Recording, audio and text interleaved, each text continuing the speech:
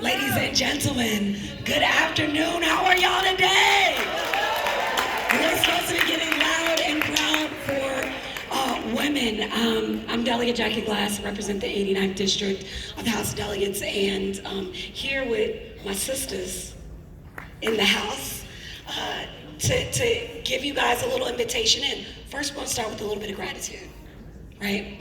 When we were thinking about coming to this space and place, the first thing we said was, damn, ain't it cold that they bringing these people together in this way?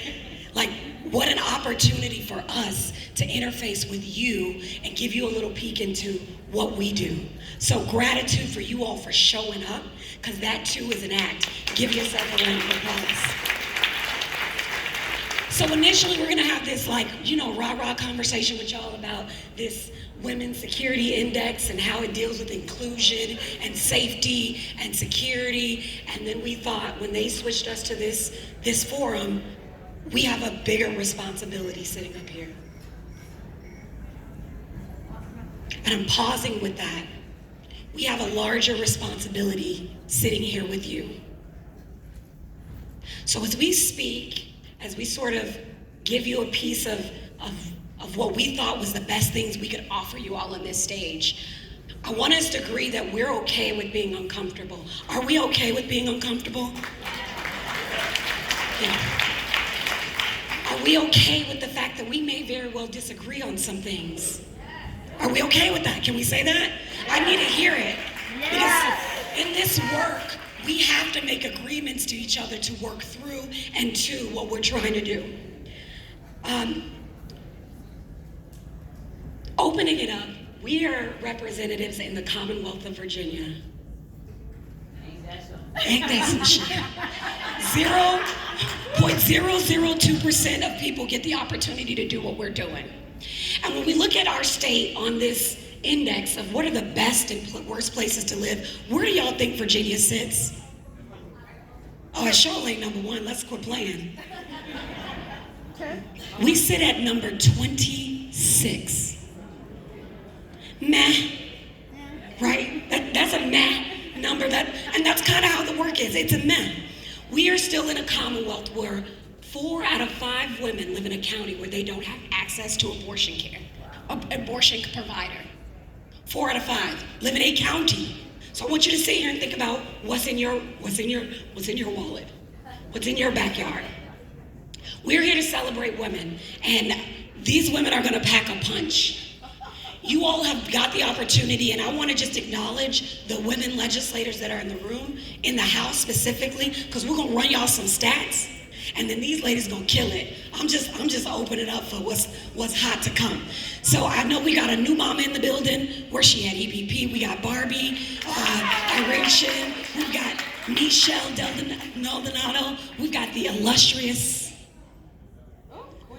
the Queen Mother, Delegate Murphy in this space. Yes. Any more women in the House in this space? And thank you for our colleagues down the hall. I want y'all to look at this. I said down the hall. I said thank you for. I said in the House. I said the women in the Senate down the hall. We're celebrating something here. Senator, no chopped liver. What we know, y'all, is there's something on this stage is that as it pertains to candidates and nominees, women of color are killing it.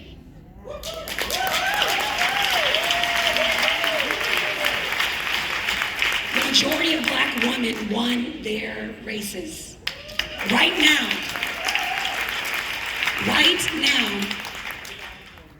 on our side of the aisle, because we tend to like women, 52.2% of our candidates are women.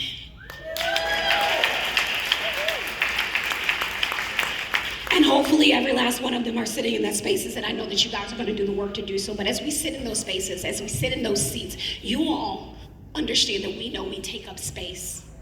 It is not just a seat. I wanna ask the youngest person in the room, anybody under the age of 20? Anybody under 20? All right, 15? 16, 15? Somebody's under 15? Stand up for me, please.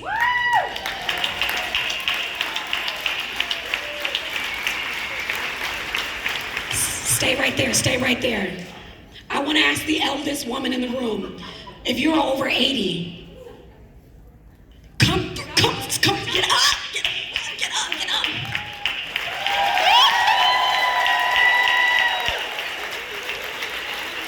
All right, stay.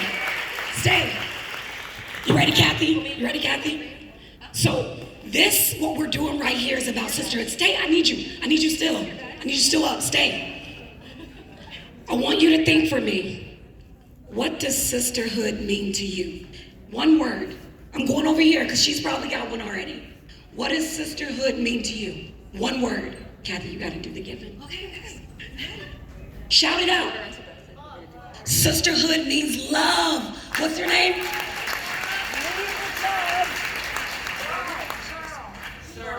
Cheryl. Merle said sisterhood is pearl, like the pearl on my earring.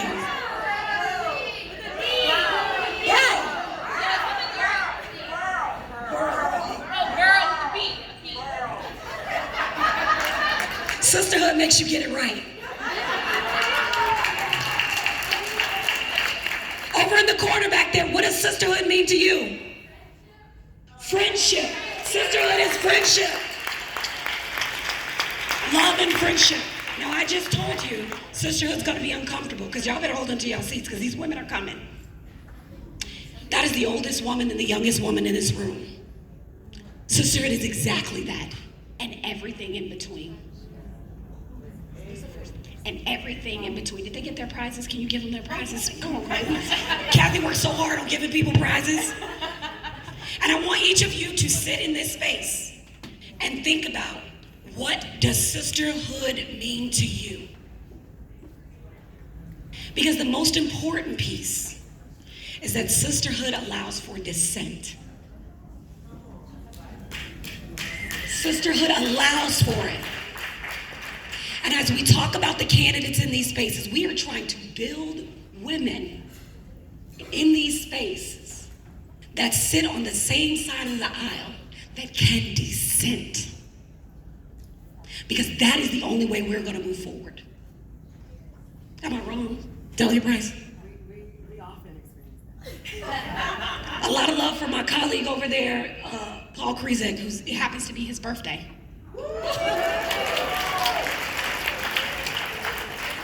But dudes don't dissent in the same way. Sisterhood is uncomfortable, but it also can be grounding. Kathy? Thank you.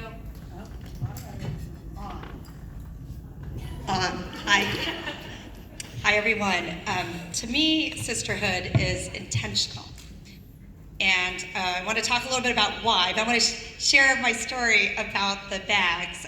So during the pandemic, I got a Cricut machine. So that was my pandemic find. We've had a lot of fun making t-shirts at my house, but we made a couple of bags, some swag to give away that says sisterhood is powerful.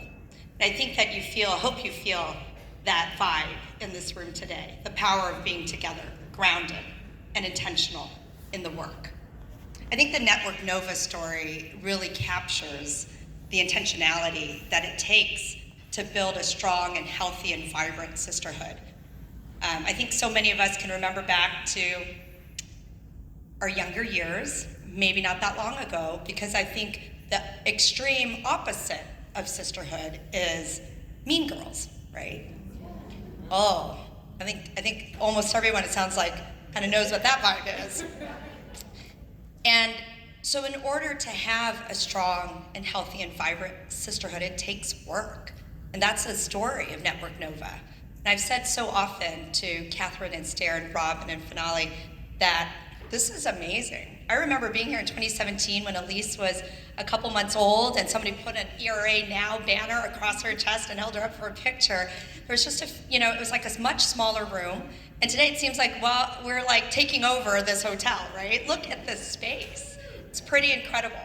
And it didn't happen just because somebody wished that it would, sit on the couch, feeling the feelings you had through the last presidency and now through this governorship. It took vision and leadership, a commitment to doing that work. It took dedication and time and creativity and the ability and willingness to take risks. And so can we just take a moment to give it up for Stair and Catherine, Robin, Finale, and the whole Network Nova team?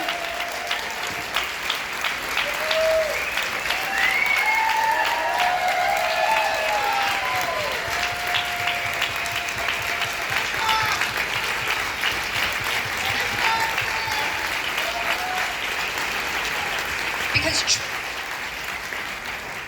we would not be here today if it weren't for how intentional they have been over the last few years, and sometimes the depths of our despair, right? To continue building and nurturing this sisterhood. In the General Assembly, I think of intentionality as being so core to the work that we have to do.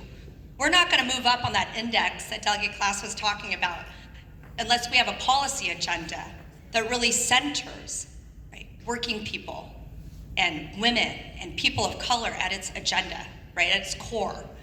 And that takes intentional work to make sure that we're passing things like paid family leave, that universal child care, we're expanding collective bargaining, expanding health care, right, addressing gun violence, all the things that I know you care about.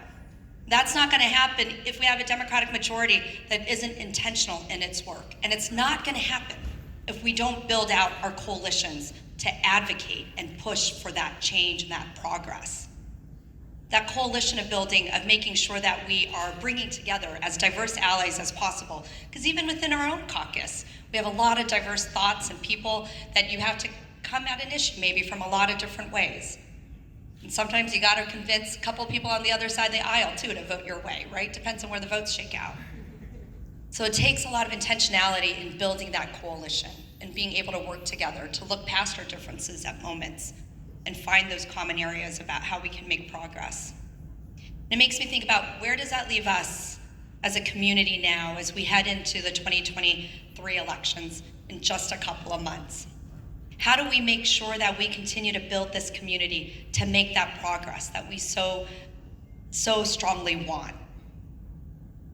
And I think it's how we intentionally build out and strengthen the Network Nova sisterhood and allies, right? Look around. Who's not here today?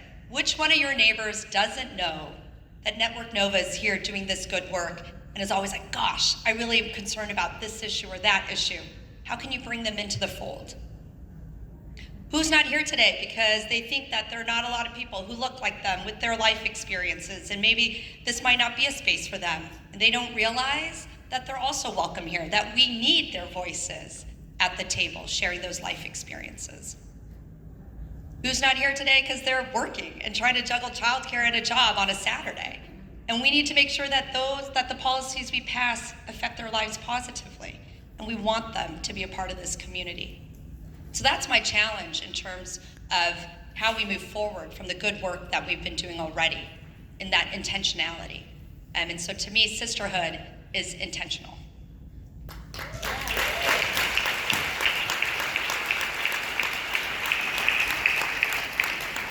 Hello. Awesome. Thank you, Kathy. I am Delegate Cia Price, and I represent the 95th District in Newport News. Thank you all so much for having us. For me, sisterhood is leading, and my friends have given me a time limit, and I'm a preacher and a politician, so I'm gonna stick to my script here. But I invite you to close your eyes, take a deep breath, and think about your passion. Why are you here? You could be anywhere today, but you are in this space. Why are you here? If you open your eyes, I'm willing to bet that most likely the reason you are here is because you are desiring a change. And there is something about that change, whether it's the story behind it or the reason for it, that I can almost guarantee you that the change you desire is either indirectly or directly tied to a policy decision. So whether it is the looming lack of bodily autonomy, whether it is gun violence, hunger, lack of resources, protecting trans kids, voting rights, the fact that you as a parent matter also, banned books, whatever it is, we're excited to see you here, and we're thankful that you're turning your why into action. Sisterhood is leading, and our sisterhood here that is leading the charge, we can choose to be changing, charismatic, compelling, effective, influential, lively, powerful, productive, progressive, vigorous, activating, driving, electric, energizing, hyped up, intense, and magnetic. Did anybody hear anything that they feel like, oh, that's me, that's kind of me, right? That's what brings you out on a whole weekend in the summer to hang out with other people who may not be always like-minded, but we're fighting for the same future, right? So this is a room full of leading women. And right now I'm focusing on y'all. Thank you for our allies and guests, but leading women. We don't all have to be the same, and we don't all have to do it the same way. We can embrace our own talents and passions, and you can find your own lane. So I always like to go to the past to see where we can go in the future. And I want you to think about, in the civil rights movement, the leading women that made changes. They don't always get taught. They don't always get named. My favorite is Septima Clark. Has anybody heard of her? Thank you, right? Septima Clark was known as the mother of the civil rights era. She taught MLK. He thought that so much of her and the freedom schools that she had, that when he went to accept his Nobel Prize, he could only take one person. He took her, but she taught. Fannie Lou Hamer spoke. Shirley Chisholm ran. Joan Mulholland was arrested. Audre Lorde wrote. Diana Davies captured photos. Joan Baez sang. Dolores Huerta organized. They did their work in their time, and so it's up to us to find out, who are we as leaders? What is our special talent? It doesn't all have to look the same or be the same, but how can you tap into your inner leader? And as we stand before you, we are the faces of Virginia's new sisterhood.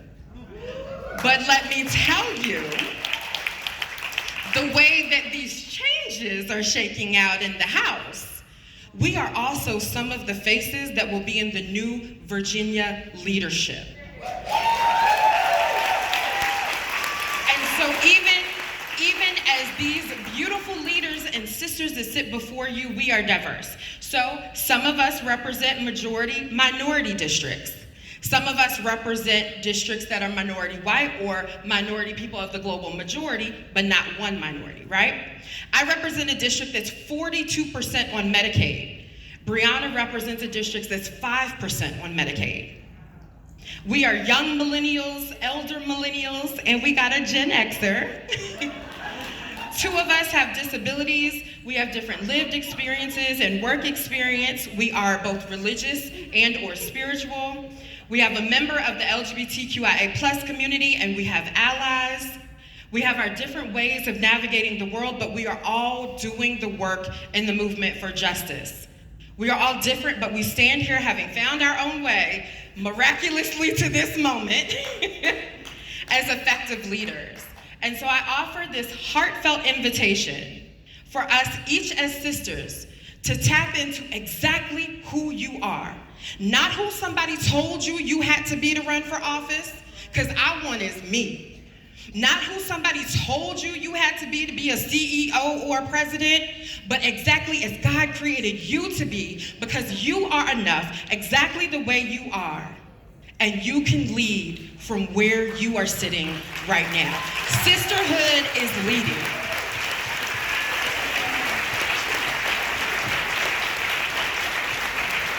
Preach, Pastor. Sisterhood is unifying. Now, I want you guys to sit with that. Sisterhood is unifying. Now, I want everyone to take 10 seconds to just think about the issue that brought you here today. What's the one issue that really compels you to action?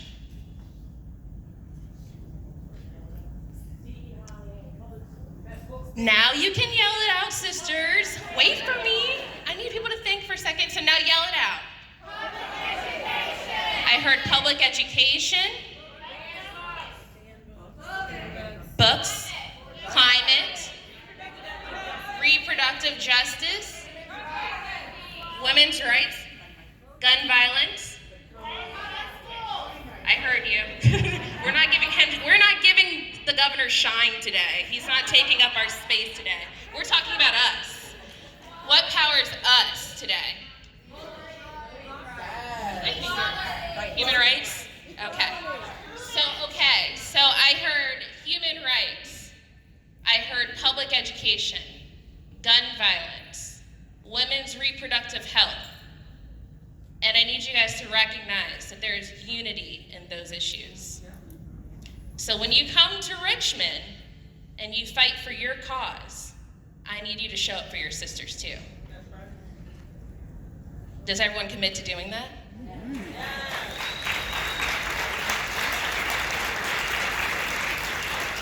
Oh yeah.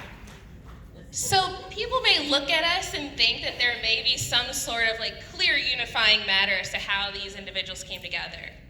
But very similar to you, we were motivated to change. And you could not find 4 more different individuals sitting on this stage. Yes, we all are, I love that Kathleen Murphy's laughing at that.